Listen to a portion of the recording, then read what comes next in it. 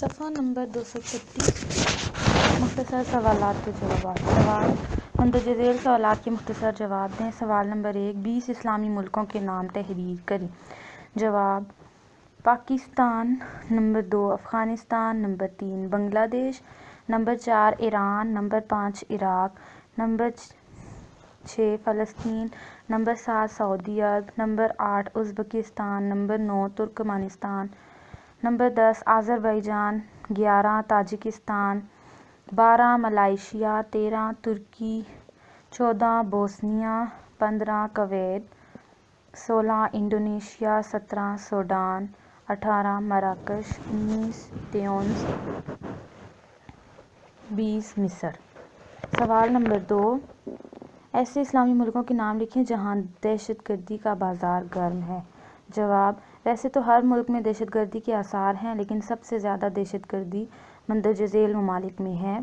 پاکستان، افغانستان، فلسطین اور کشمیر میں بہت زیادہ ہے۔ اس کے علاوہ عراق بھی اس مسئلے سے دوچار ہے۔ سوال نمبر 3، اسلامی ریاست میں نوجوانوں کے کردار پر بحث کریں۔ جواب: ویسے تو ہر ملک کی ترقی کا انحصار اس ملک کے نوجوانوں پر ہوتا ہے، لیکن ایک اسلامی ریاست کے نوجوان اپنی ریاست کا چشم و چراغ ہوتے ہیں۔ ان کا کردار مثالی ہوتا ہے۔ وہ اپنے ملک کی خاطر ہر دم بہتر سوچتے ہیں۔ وہ بلا وجہ کوئی ایسا کام نہیں کرتے جس میں ریاست کے نام پر حرف آئے۔ سوال نمبر 4، اسلامی نظام حکومت کے اوصاف بیان کریں۔ جواب: نمبر 1، اللہ تعالیٰ کے احکام کو تمام باطل ادیان پر غلبہ ہو۔ نمبر 2، امر بالمعروف و نہی عن المنکر کا مضبوط نظام قائم ہو۔ نمبر 3، دینوی امور عملی طور پر اخروی فلاح سے منسلک ہوں۔ نمبر 4، معاشرتی مساوات اور امن و سکون کا بول بالا ہو۔ نمبر 5، تسخیر کائنات معرفت الہی کی طرف رہنمائی کرے۔ نمبر 4، اقتدار و حکومت بجائے خود مقصود نہ ہو، بلکہ اصلاح انسانیت کے عظیم کام کی انجام دہی کا ذریعہ ہو۔ سوال نمبر 5، معاشی نظام قائم کرنے کے لیے اقدامات کیے جانے چاہئیں۔ جواب: معاشی نظام بنانے کے لیے مندرجہ ذیل اقدامات کیے جانے چاہئیں۔ نمبر 1، بلا وجہ شخصی ملکیت کے حق کو نہ چھیڑا جائے۔ 2، سود اور جوئے کی حرمت قائم رہے۔ 3، زکوٰۃ کا نظام قائم رکھا جائے۔ 4، وراثتی حق ملکیت کو تسلیم کیا جانا چاہیے۔ نمبر 5، آجر و اجیر کے حقوق کا خیال رکھا جائے۔ سوال نمبر 6، پاکستان میں اسلامی یا مثبت تبدیلی کس طرح پیدا کی جائے۔ جواب: پاکستان میں اسلامی یا مثبت تبدیلی مندرجہ ذیل تجاویز سے پیدا کی جائے۔ نمبر 1، ایمان کی زندگی۔ رسول صلی اللہ علیہ وآلہ وسلم کا دین محفوظ ہے اور آپ صلی اللہ علیہ وآلہ وسلم کی تعلیمات زندہ ہیں، بس ان پر قائم ہونا چاہیے۔ دل میں سچا ایمان پیدا کر کے اسلامی تعلیمات کے مطابق زندگی گزارنی چاہیے۔ نمبر 2، شعور کی تربیت۔ مسلمانوں کی مختلف طبقات میں صحیح شعور پیدا کیا جائے اور جمہور کی عقلی، مدنی اور سیاسی تربیت کی جائے۔ نمبر 3، خود غرضی اور نفس پرستی سے چھٹکارا۔ ہمیں خود غرضی اور نفس پرستی کو چھوڑ کر عدل پسندی، رحم دلی اور متوازن اسلامی روایات کو اپنانا چاہیے۔ نمبر 4، صنعتی اور جنگی تیاری۔ اسلام کے پیغامات کی اشاعت کے لیے ممتاز قوت اور تربیت، صنعت و علوم، تجارت اور فن حرب میں مکمل تیاری کی ضرورت ہے۔ زندگی کے ہر شعبے میں مغرب سے بے نیاز ہونا چاہیے۔ نمبر 5، نئی علمی تنظیم۔ ایک نئی علمی قیادت قائم کی جائے، وسیع پیمانے پر تصنیف و تالیف کی جائے۔ اس کام کے سربراہان کا عصری علوم پر عبور حاصل ہونا چاہیے۔ تفصیلی جوابات۔ سوال: مندرجہ ذیل سوالات کے تفصیلی جوابات دیں۔ سوال نمبر 1، یہ زمین اللہ تعالیٰ نے بنائی، لہٰذا ضروری ہے کہ اس پر اسی کی حکمرانی ہو۔ یہ بات اس وقت تک ممکن نہیں جب تک کہ کسی بھی معاشرے کی اجتماعی قوت اسلام کے تابع نہ ہو جائے۔ اقتدار اللہ تعالیٰ کی مرضی و منشا کے تابع رہے۔ اس بات کا اندازہ درج ذیل آیت سے بھی لگایا جا سکتا ہے، جس میں اللہ تعالیٰ نے نبی کریم صلی اللہ علیہ وسلم کو یہ دعا سکھائی۔ ترجمہ: اور کہو کہ اے پروردگار، مجھے مدینے میں اچھی طرح داخل کیجیے اور مکے سے اچھی طرح نکالیے، اور اپنے ہاتھ سے زور اور قوت کو میرا مددگار بناؤ۔ اس آیت کریمہ میں ریاست کی تشکیل کی اہمیت روز روشن کی طرح عیاں ہے۔ اس سے مراد یہی ہے کہ اے اللہ تعالیٰ، یا تو مجھے اقتدار عطا کر یا مجھے ایسی حیثیت عطا فرما جس میں کوئی حکومت میری مددگار بن جائے، تاکہ میں امر بالمعروف اور نہی عن المنکر کا فریضہ صحیح معنوں میں ادا کر سکوں۔ کنز العمال کی اس حدیث سے یہ بات واضح ہوتی ہے کہ جس میں نبی کریم صلی اللہ علیہ وسلم نے فرمایا، ترجمہ: اسلام اور حکومت و ریاست دو جڑواں بھائی ہیں، دونوں میں سے کوئی ایک دوسرے کے بغیر درست نہیں ہو سکتا۔ پس اسلام کی مثال ایک عمارت کی سی ہے اور حکومت گویا اس کی نگہبان ہے۔ جس عمارت کی بنیاد نہ ہو وہ گر جاتی ہے اور جس کا نگہبان نہ ہو وہ لوٹ لی جاتی ہے۔ نبی کریم صلی اللہ علیہ وسلم نے اعلان نبوت کے بعد جس انداز اور حکمت عملی سے دعوت حق کا آغاز کیا، اس کا مقصود و مطلوب یہی تھا کہ غیر اللہ کی عبادت و اطاعت ہمیشہ ہمیشہ کے لیے ختم ہو جائے، نظام زندگی مجموعی طور پر احکامات الہی کے تابع ہو جائے، معاشرتی رسم و رواج اور روایتی نظام عبادات کو ختم کر کے انسانی عظمت و وقار میں اضافہ ہو جائے۔ اس مقصد کے حصول کے لیے آپ صلی اللہ علیہ وسلم نے بے شمار مصائب و آلام برداشت کیے اور بالآخر ہجرت کرنے پر مجبور ہو گئے۔ آمد مدینہ کے بعد آپ صلی اللہ علیہ وسلم نے میثاق مدینہ کے ذریعے ایک ایسی ریاست کی بنیاد رکھی جس پر صرف 10 سال کے عرصہ میں اسلامی حکومت کا قیام عمل میں آیا۔ یہ قرآنی تعلیمات کا اعجاز تھا کہ آپ صلی اللہ علیہ وسلم نے دین و ریاست میں امتیاز روانہ رکھا اور مسلمانوں کی اجتماعی زندگی کو اللہ کے قانون کے تابع کر دیا۔ آپ صلی اللہ علیہ وسلم نے دین و ریاست و حکومت کا حسین امتزاج پیش کر کے ایسی مثال قائم فرما دی کہ جس میں فلاح ہی فلاح تھی۔ دراصل اسلام نظام حکومت کا ایسا تصور پیش کرتا ہے جس میں مندرجہ ذیل اوصاف موجود ہوں: الف احکامات ربانی کو تمام ادیان باطلہ پر غلبہ حاصل رہے، ب امر بالمعروف اور نہی عن المنکر کا مضبوط نظام قائم ہو، ج دنیاوی امور عملی طور پر اخروی فلاح سے منسلک ہوں، د معاشرتی مساوات اور امن و سکون کا بول بالا ہو، ہ تسخیر کائنات معرفت الہی کی طرف رہنمائی کرے، واو اقتدار حکومت بجائے خود مقصود نہ ہو بلکہ اصلاح انسانیت کے عظیم کام کی انجام دہی کا ذریعہ بنے۔ اسلامی معاشرہ میں نیکیوں کو فروغ ملتا ہے، باطل مٹ جاتا ہے اور حق و باطل پر غالب آ جاتا ہے۔ اللہ تعالیٰ کا فرمان ہے، ترجمہ: اور کہہ دو کہ حق آ گیا اور باطل نابود ہو گیا، بے شک باطل نابود ہونے والا ہے۔ سوال نمبر 2، اسلام نے نظام حکومت کا کون سا تصور پیش کیا؟ جواب: اسلامی نظام حکومت کے اصول۔ اسلامی نظام حکومت کی بنیاد یہ ہے کہ حکم دینے اور قانون بنانے کے اختیارات انسان کے پاس نہ ہوں، اس لیے کہ انسانی قوانین ناقص ہو سکتے ہیں، اور پھر یہ بات قرین قیاس بھی نہیں کہ چند انسان قوانین بنائیں اور باقی محض ان پر عمل کرنے والے ہوں۔ اسلامی نظام حکومت میں قانون صرف اور صرف اللہ کا بنایا ہوا ہوتا ہے، جیسے ارشاد باری تعالیٰ ہے، ترجمہ: جن چیزوں کی تم اللہ کے سوا پرستش کرتے ہو وہ صرف نام ہی نام ہیں جو تم نے اور تمہارے باپ دادا نے رکھ لیے ہیں، اللہ نے ان کی کوئی سند نازل نہیں کی۔ سن رکھو کہ اللہ کے سوا کسی کی حکومت نہیں ہے، اس نے ارشاد فرمایا ہے کہ اس کے سوا کسی کی عبادت نہ کرو، یہی سیدھا دین ہے، لیکن اکثر لوگ نہیں سمجھتے۔ ترجمہ: اور جو اللہ کی نازل فرمائے ہوئے احکام کے مطابق حکم نہ دے تو ایسے ہی لوگ کافر ہیں۔ ترجمہ: اور نہ وہ اپنے حکم میں کسی کو شریک کرتا ہے۔ ترجمہ: دیکھو سب مخلوق بھی اسی کی ہے اور حکم بھی اسی کا ہے۔ ترجمہ: اللہ کے سوا کسی کی حکومت نہیں، حکمران بھی اللہ ہی ہے اور فیصلہ بھی اسی کا ہے۔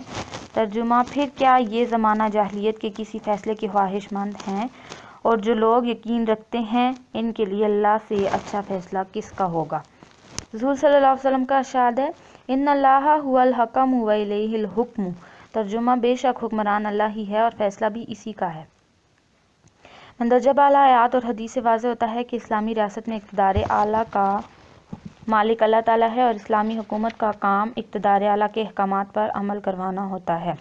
البتہ انتظامی معاملات و مشکلات میں مسلمانوں کو محدود حاکمیت عطا کی گئی ہے، گویا مختلف زمانوں اور ادوار میں درپیش مسائل کے وقت اگر شریعت الہی میں صریح احکامات موجود نہ ہوں تو ایسی صورتحال میں اہل اجتہاد کی اجتماعی رائے سے قانون سازی ہوگی۔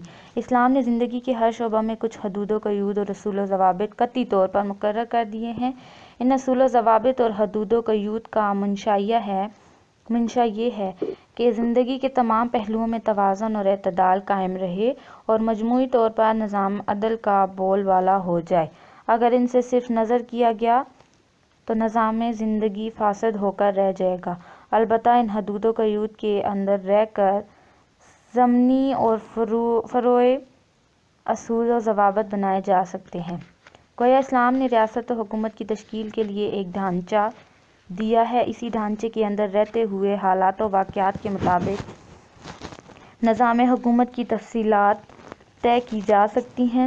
اسلامی ریاست و حکومت کا فرض ہے کہ وہ معاشی نظام بنانے کے لیے درج ذیل ہدایات کو مدنظر رکھے: 1 بلا وجہ شخصی ملکیت کے حق کو گزند نہ پہنچے، 2 سود و جوئے کی حرمت قائم رہے، 3 زکوٰۃ کا نظام قائم و دائم رہے، 4 وراثتی حق ملکیت کو تسلیم کیا جاتا رہے، 5 آجر و اجیر کے حقوق غصب نہ ہوں۔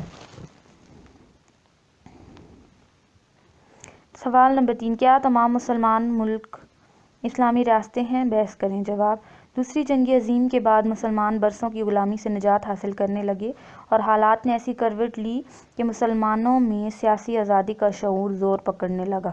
جب تک مسلمان استعماری طاقتوں کے غلام رہے تب تک وہ تہذیبی اور تمدنی طور پر بھی زوال پذیر ہی رہے۔ 20ویں صدی میں آہستہ آہستہ مسلمانوں نے اپنی انفرادی اور اجتماعی زندگی میں اللہ اور اس کے رسول کی تعلیمات کو جاری و ساری رکھنے کا فیصلہ کیا۔ اسی احساس کے پیش نظر نظام حیات اور اسلامی ریاست کے قیام کے عوامی مطالبے نے زور پکڑا۔ اس وقت کم و بیش 56 اسلامی ممالک جغرافیائی اور عالمی منشور کے لحاظ سے آزاد ہیں۔ کچھ ممالک برائے نام مسلمان ہیں اس لیے کہ وہاں نہ تو اسلامی معاشرے کے اوصاف نظر آتے ہیں اور نہ ہی عوامی فلاح و بہبود کے لحاظ سے انہیں مثالی کہا جا سکتا ہے۔ البتہ کچھ ممالک ایسے ضرور ہیں جہاں اسلامی تشخص نظر آتا ہے۔ البتہ ان ریاستوں کو صحیح معنوں میں اسلامی ریاستیں بنانے کے لیے کوشش کی جا رہی ہے۔ تاریخ کے مطالعے سے پتہ چلتا ہے کہ جب تک مسلمان استبدادی اور استعماری قوتوں کے غلام رہے تب تک وہ اپنی اجتماعی زندگی میں تو اسلامی نظریہ حیات پر کما حقہ عمل نہ کر سکے، البتہ ان کے اندر ایمان کی چنگاری فروزاں رہی اور وقت آنے پر وہ شعلہ جوالا بن گئی۔ تاہم آزادی کے ساتھ ہی کچھ ایسے عناصر در آئے جو اسلامی نظریہ حیات کی روح سے میل نہیں رکھاتے۔ یہی وجہ ہے کہ مسلمان ملک میں بھی اسلامی ریاست کے مطالبے نے زور پکڑ لیا، حالانکہ مسلمان ممالک کو فطری طور پر ہی اسلامی ریاست ہونا چاہیے اور اس کی تمام تر توانائیاں اسلامی ریاست کے فروغ کے لیے ہی صرف ہونی چاہیے، لیکن بدقسمتی سے ایسی صورتحال ہمیں نظر نہیں آتی۔ مندرجہ بالا بحث کو مد نظر رکھتے ہوئے ہم کہہ سکتے ہیں کہ اس کرۂ ارض پر موجود تمام مسلمانوں میں سے کچھ ایسے ممالک ہیں جو مکمل طور پر اسلامی ریاست نہیں ہیں، بلکہ ان ملکوں میں سے بیشتر ایسے ہیں جو اسلامی ریاست کے دائرے میں نہیں آتے۔ کچھ ممالک صرف نام کے اسلامی ملک ہیں کیونکہ نہ تو ان کے اندر اسلام کے مطابق زندگی گزاری جاتی ہے اور نہ ہی اسلامی قانون رائج ہیں۔ ان ممالک میں ہر کسی کے لیے علیحدہ قوانین ہیں۔ جس اسلامی ملک میں جان کی کوئی قیمت نہ ہو اسے ہم کیسے اسلامی ریاست کہہ سکتے ہیں؟ جہاں سارے لوگ ایک دوسرے کے خون کے پیاسے ہوں، جہاں غریبوں، یتیموں اور مسکینوں کا کوئی پتہ لینے والا نہ ہو، اس ملک کو ہم کیسے اسلامی ریاست کہہ سکتے ہیں؟ اور اسلامی ریاست تو وہ ہوتی ہے جہاں ایک فرد دوسرے فرد کی ضرورت کو اپنی ضرورت پر ترجیح دیتا ہے، جہاں عوام کو جان و مال کا کوئی خوف نہیں ہوتا، وہ بلا جھجک کوئی بھی کام کر سکتا ہے اور اسلام کے مطابق زندگی گزار سکتا ہے۔ جس اسلامی ملک میں لوگ مسجد میں نماز ادا کرنے کے لیے جاتے ہیں اور ان کو یہ خطرہ ہوتا ہے کہ بم ہو سکتا ہے، واپس نہ آئیں، کوئی خودکش ہمیں ہمیشہ کی نیند سلا سکتا ہے، تو ہم ایسے ملک کو اسلامی ریاست کیسے کہہ سکتے ہیں؟ اگر ہم قرآن و سنت کی روشنی میں ایک اسلامی ریاست کو تولنے لگ جائیں تو ہمیں کم و بیش تمام اسلامی ممالک ایسے لگیں گے کہ یہ اسلامی ریاست نہیں ہے، کیونکہ جن قوانین کا حکم اسلام نے دیا ہے اس میں برائے نام ہی لاگو ہوتے ہیں۔ اس لیے ہم کہہ سکتے ہیں کہ تمام مسلم ممالک مکمل طور پر اسلامی ریاستیں نہیں ہیں۔ سوال نمبر 4، اسلامی ریاست کے قیام میں کون کون سی رکاوٹیں حائل ہیں؟ جواب: اسلامی ممالک کو تو فطری طور پر ہی اسلامی ریاست ہونا چاہیے اور اس کی تمام تر توانائیاں اسلامی ریاست کے فروغ کے لیے ہی صرف ہونی چاہیے، لیکن بدقسمتی سے یہ صورتحال نظر نہیں آتی۔ اس کی بڑی وجوہات درج ذیل ہیں۔ نمبر 1، اسلامی تعلیم سے بے بہرا ہونا۔ اسلامی ریاست کے قیام میں سب سے بڑی وجہ مسلم اقوام کا اسلامی تعلیم سے بے بہرا ہونا ہے۔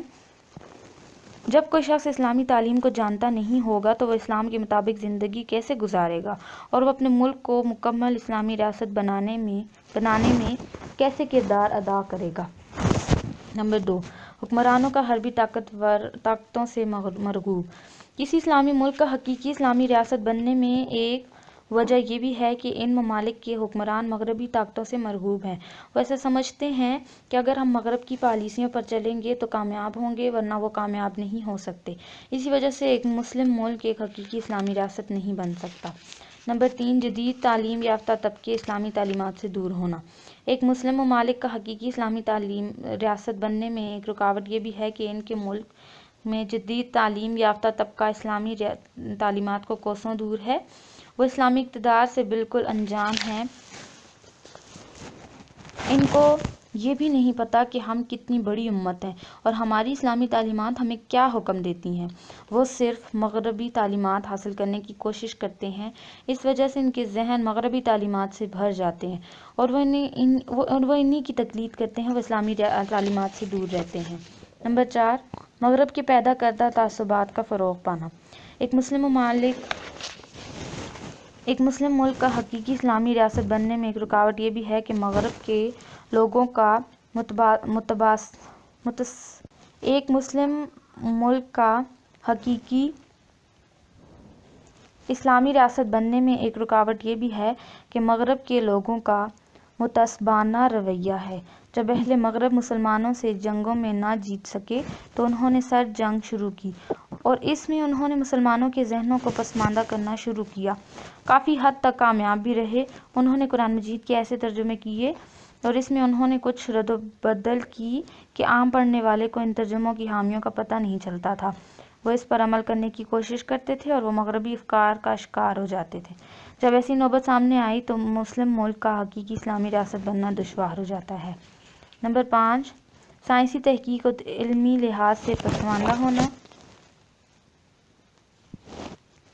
ایک مسلم ملک کی بڑی وجہ یہ ہے کہ اس کے عوام سائنس، تحقیق اور علمی لحاظ سے پسماندہ ہوتے ہیں اور وہ ایک مقلد کی زندگی گزارنے کے عادی ہوتے ہیں۔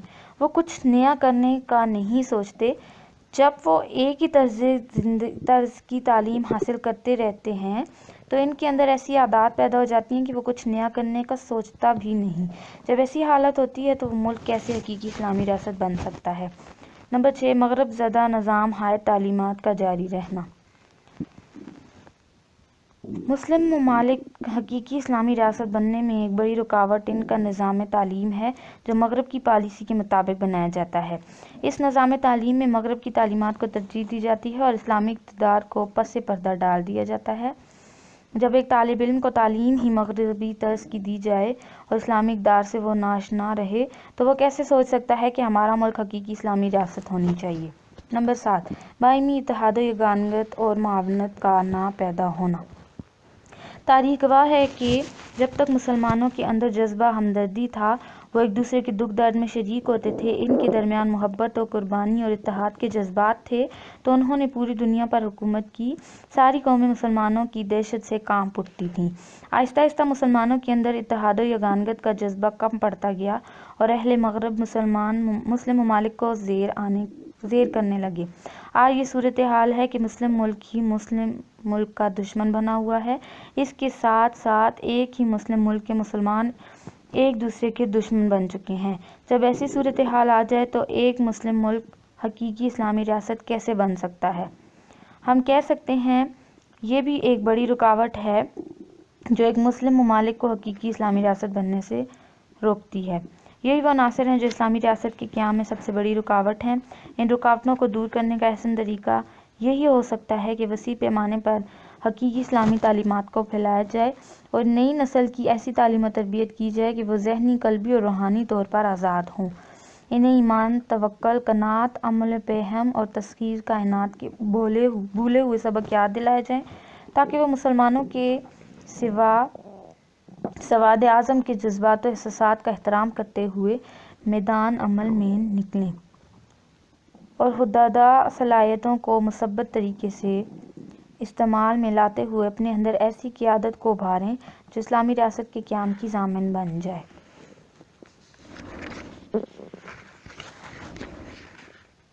سوال نمبر 5، حقیقی اسلامی ریاست کے اوصاف کیا ہیں؟ جواب: اسلامی ریاست کے اوصاف: اسلامی ریاست میں حقیقی فرمان روائی اور حاکمیت اللہ تعالیٰ ہی ہوتی ہے، اس لیے کہ نازل کردہ قوانین کو بنیادی حیثیت حاصل ہوتی ہے۔ مسلمان حکمران کی حیثیت ایک خلیفہ کی ہوتی ہے، وہ اللہ تعالیٰ کے احکامات پر عمل کروانے کے لیے مناسب ماحول فراہم کرتا ہے، اس لیے اس کے عدالتی، انتظامی اور تشریعی اختیارات محدود ہوتے ہیں۔ ارشاد باری تعالیٰ ہے۔ ترجمہ: اور ہم نے ان کی بادشاہی کو مستحکم کیا اور ان کو حکمت اور فیصلہ کن خطابت عطا فرمائی۔ مختصراً کہا جاتا ہے کہ اسلامی ریاست و حکومت میں 1 اصل حاکمیت اور فرما روائی اللہ تعالیٰ کو حاصل ہے۔ 2 رسول صلی اللہ علیہ وسلم شارع ہیں، اس لیے ان کی زندگی تمام عاملین کے لیے اسوہ حسنہ ہے۔ 3 معاشی اور معاشرتی برائیوں کا قلع کما ہو جاتا ہے۔ 4 انسان کو محدود اختیارات حاصل ہیں، وہ دراصل اللہ کا خلیفہ اور نائب ہے۔ 5 حقیقی عدل و انصاف کا شفاف نظام قائم ہوتا ہے۔ 6 قانونی مساوات اور قانون کی حکمرانی قائم ہوتی ہے۔ 7 عظمت انسانی کا خاص خیال رکھا جاتا ہے۔ 8 بلا تفریق مذہب و ملت، جان و مال اور آبرو کا تحفظ ہوتا ہے۔ 9 امن و سکون اور باہمی محبت و یگانگت کو فروغ حاصل ہوتا ہے۔ 10 ملی تعمیر و ترقی میں سب کو یکساں مواقع حاصل ہوتے ہیں۔ 11 ریاست کے تمام اداروں میں مثالی ہم آہنگی قائم ہو جاتی ہے۔ 12 جواب دہی کا مؤثر نظام مؤثر انداز میں کام کرتا ہے۔ 13 بلند اخلاقی اقدار کو مسلسل فروغ حاصل ہوتا ہے۔ 14 فلاح عامہ کے لیے عملی اقدامات کیے جاتے ہیں۔ 15 ریاست کے جغرافیائی اور نظریاتی تحفظ کے لیے باقاعدہ نظام وضع کیا جاتا ہے۔ تعلیم و تربیت کے ذریعے تسخیر کائنات کا سفر جاری رہتا ہے۔ سوال نمبر 6، اسلامی ریاست کے قیام کے لیے ممکنہ کوششوں پر روشنی ڈالیں۔ جواب: دور جدید میں اسلامی ریاست کے لیے ممکنہ کوششیں عروج زوال قوموں کی زندگی کا حصہ ہوتے ہیں۔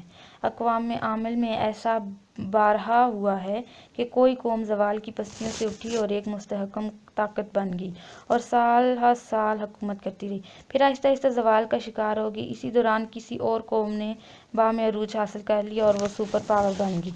نبی کریم صلی اللہ علیہ وآلہ وسلم نے مدینہ منورہ میں جس اسلامی ریاست کی بنیاد رکھی تھی، وہ اپنی مثال آپ تھی۔ آپ صلی اللہ علیہ وسلم نے انتہائی مشکل حالات میں اسلامی سلطنت قائم فرمائی تھی، چونکہ اس کی بنیاد فطری اسلامی اصولوں پر تھی اور نبی کریم صلی اللہ علیہ وآلہ وسلم کی ذات گرامی اس کی سربراہ تھی، اس لیے وہ 10 سال کے مختصر عرصے میں انتہائی مضبوط ہو گئی تھی۔ پھر خلفائے راشدین نے اسے مزید وسعت دی اور اسلام مملکت ناقابل تسخیر بن گئی۔ آہستہ آہستہ یہ سفر جاری رہا، اسلامی ریاست وسیع ہوتی گئی اور زندگی کے تمام شعبوں میں ترقی کرتی گئی۔ ایک وقت ایسا بھی آیا کہ نہ صرف نظم و نسق کے اعلیٰ معیار کے لحاظ سے بلکہ تحقیق و تسخیر کے لحاظ سے بھی اسلامی مملکت کا روئے زمین پر کوئی ثانی نہیں تھا۔ اس لیے کہا جاتا ہے کہ جب یورپ جہالت کی تاریکیوں میں ڈوبا ہوا تھا، مسلمان اجرام فلکی پر کمندیں ڈالنے میں مصروف عمل تھے، لیکن پھر جب یہ اسلامی مملکت اللہ تعالیٰ کی بنائی ہوئی حدود سے تجاوز کرنے لگی تو زوال کی اتھاہ گہریوں میں جا گری اور بالآخر ایسا وقت آ گیا جب مسلمان قوم عملاً غلام بن کر رہ گئی۔ دوسری جنگ عظیم کے بعد مسلمان برسوں کی غلامی سے نجات حاصل کرنے لگے اور حالات نے ایسی کروٹ لی کہ مسلمانوں میں سیاسی آزادی کا شعور زور پکڑنے لگا۔ جب تک مسلمان استعماری طاقتوں کے غلام رہے، تب تک وہ تہذیبی اور تمدنی طور پر بھی زوال پذیر رہے۔ 20ویں صدی میں آہستہ آہستہ مسلمانوں نے اپنے انفرادی اور اجتماعی زندگی میں اللہ اور اس کے رسول صلی اللہ علیہ وسلم کی تعلیمات کو جاری و ساری رکھنے کا فیصلہ کیا۔ اسی احساس کے پیش نظر نظام حیات اور اسلامی ریاست کے قیام کے عوامی مطالبے نے زور پکڑا۔ اس وقت کم و بیش 56 اسلامی ممالک جغرافیائی اور عالمی منشور کے لحاظ سے آزاد ہیں۔ کچھ ممالک برائے نام مسلمان ہیں، اس لیے کہ وہاں نہ تو اسلامی معاشرے کے اوصاف نظر آتے ہیں اور نہ ہی عوامی فلاح و بہبود کے لحاظ سے انہیں مثالی کہا جا سکتا ہے۔ البتہ کچھ ممالک ایسے ضرور ہیں جہاں اسلامی تشخص نظر آتا ہے۔ البتہ ان ریاستوں کو صحیح معنوں میں اسلامی ریاستیں بنانے کے لیے کوشش کی جا رہی ہے۔ تاریخ کے مطالعے سے پتہ چلتا ہے کہ جب تک مسلمان استبدادی اور استعماری قوتوں کے غلام رہے، تب تک وہ اپنے اجتماعی زندگی میں تو اسلامی نظریہ حیات پر کما حقہ عمل نہ کر سکے، البتہ ان کے اندر ایمان کی چنگاری فروزاں رہی اور وقت آنے پر وہ شعلہ جوالا بن گئی۔ تاہم آزادی کے ساتھ